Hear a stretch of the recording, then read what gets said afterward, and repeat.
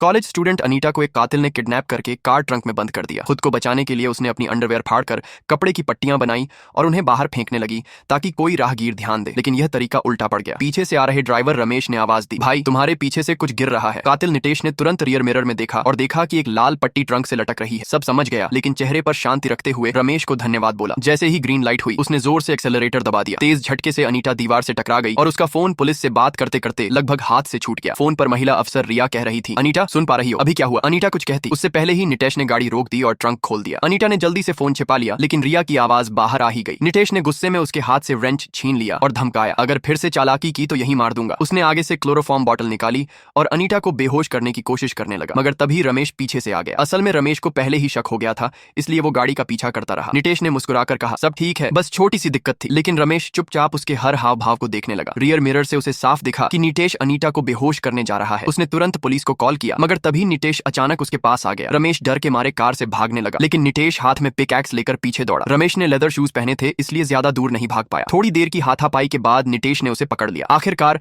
नितेश ने जोर से वार किया और रमेश खून से लथपथ गिर पड़ा। फिर उसने रमेश और अनीटा दोनों को एक दूसरी कार में डालकर वहां से भागने की कोशिश की। कुछ ही मिनटों बाद पुलिस मौके पर पहुंची, लेकिन उन्हें वहां सिर्फ एक टूटी फूटी कार और खून के धब्बे मिले। दूसरी ओर नितेश अपने ही लापरवाह कदमों पर गुस्से से भरा था। उसे पता था कि अब उसकी लोकेशन पुलिस को जरूर मिल जाएगी। उसके पास बस एक ही रास्ता था, जल्दी से जल्दी भाग निकलना। लेकिन उसे बिल्कुल अंदाजा नहीं था कि अनीटा के पास एक बैकअप फोन भी है और वो लगातार रिया से जुड़ी हुई है। अनीटा ने रोते हुए कहा, उसने मेरी मदद करनी चाहिए थी, अब उसका सिर फट गया, वो भी ट्रंक में बंद है। अनीटा को नितेश के हाथ का वो खतरनाक पिकैक्स याद आया और डरने लगी कि कहीं वो उसे मारकर दफना न दे। रिया ने तुरंत उसे हिम्मत दी और गाड़ी का डिस्क्रिप्शन पूछा। तभी अचानक रमेश होश में आ गया और बोला, ये कहाँ है? ट्रंक में हूँ क्या? शायद उसे भी एहसास हो गया कि नितेश उसे जिंदा दफन कर सकता है। उसकी हालत देखकर वो घबराने लगा और जोर जोर से चिल्लाने और कार को पीटने लगा। ट्रंक का शोर सुनकर नितेश भड़क गया। अनीटा उसे रोकने की मिन्नतें करती रही, लेकिन रमेश किसी भी कीमत पर शांत नहीं हुआ। आखिरकार नितेश ने कार एक सुनसान जगह पर रोक दी और हाथ में रेंच लेकर ट्रंक की तरफ बढ़ा।